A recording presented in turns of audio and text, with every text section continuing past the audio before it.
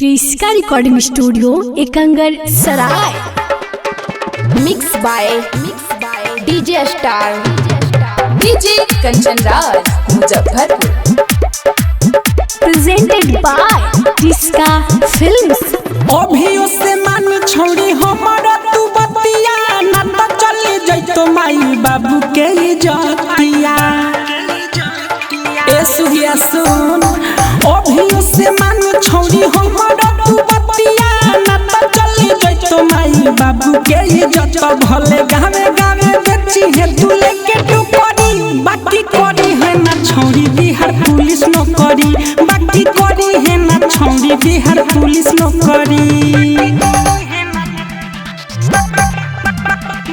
DJ Kanchan Raj Muzaffarpur. क्रिस्का recording studio Ekangar सराय। एकरा से निमन कले कोनो भी जनस गे ओकरा में बचौ तोरा 20 चाहे 10 गे।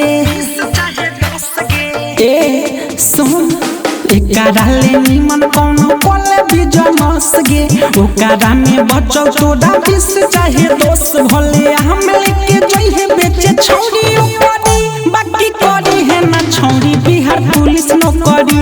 बाकी करी है ना छोड़ी बिहार पुलिस नौकरी। DJ Kanchan Raj Muzaffarpur. क्रिस्का recording studio Ekangar सराय। कितना सुंदर फल छौरी फड़ल हौ लटक के मार्केट में बेच जाके ठेलावा पर रख के।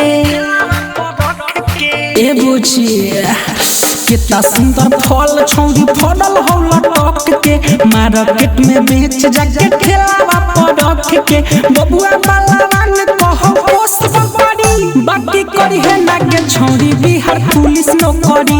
बाकी करी है नागे छौरी बिहार पुलिस नौकरी। क्रिस्का रिकॉर्डिंग स्टूडियो एकंगर सराय।